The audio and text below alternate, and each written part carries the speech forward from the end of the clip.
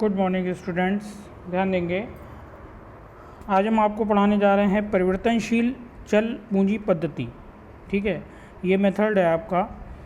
इस पद्धति में ये बताया गया है कि इसके अंतर्गत प्रत्येक साझेदार केवल पूंजी खाता ही खोला जाता है, यानी प्रत्येक साझेदार का केवल पूंजी खाता ही खोला जाता है, जिसमें साझेदार तथा फर्म के मध्य होने वाले समस्त व्यवहार जैसे पूंजी पर ब्याज है, कमीशन है, वेतन है, पारिश्रमिक है, आहरण पर ब्याज है, लाभ या हानि का भाग आदि का लेखा हम करते हैं।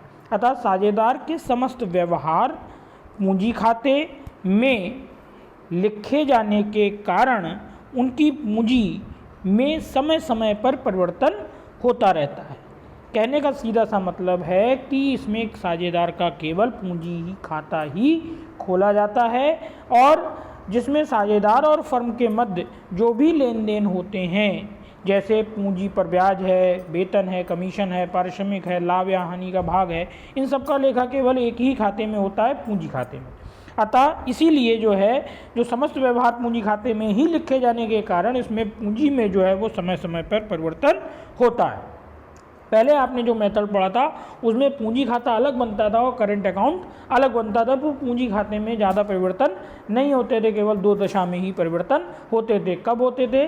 जब नया साझेदार पूंजी लाता था तब, और जब पुराना साझेदार अपनी पूंजी निकालता था तब परिवर्तन होता था, अन्यथा की स्थिति में परिवर्तन नहीं होता। लेकिन इसमें समस्त व्यवहार जब एक ही लेखे यानी पूंजी खाते में ही होने हैं तो इसमें परिवर्तन होता है। इसका एक प्रारूप मैंने आपको भेज दिया है। इस प्रारूप को आप कॉपी पर नोट डाउन कर लेंगे, बना लेंगे, और नीचे बहुत ध्यान से देखिएगा, नीचे लिखा हुआ है यदि प्रश्न में स्थायी पूंजी या परिवर्तनशील पूंजी के बारे में कुछ नहीं लिखा गया हो तो साझेदार के पूंजी खाते परिवर्तनशील पूंजी मानकर ही बनाए जाएंगे। ठीक है, इसे आप बहुत केयरफुली लिख लीजिएगा, वीडियो को बहुत ध्यान से सुन लीजिएगा। इसके बाद बात आती है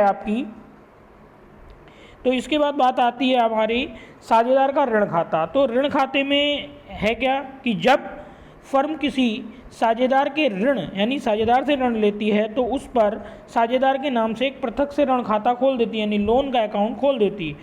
ऋण की राशि ऋण खाते के क्रेडिट यानी धनी पक्ष में लिखी जाती है और समझौते के अभाव में यदि कोई संलेख नहीं बना है तो हमें 6% वार्षिक की दर से ब्याज देना होगा उस साझेदार को जिसने ऋण दिया है। हानि की दशा में भी ऋण पर ब्याज दिया जाएगा, हानि की दशा पर भी ऋण पर ब्याज वो दिया जाएगा, यानी फर्म को अगर लॉस भी हो रहा है तब भी ऋण पर ब्याज उसे देना ही पड़ेगा। इसका एक प्रारूप वो मैंने बना दिया है, ये आप अपनी कॉपी पे बना लेंगे।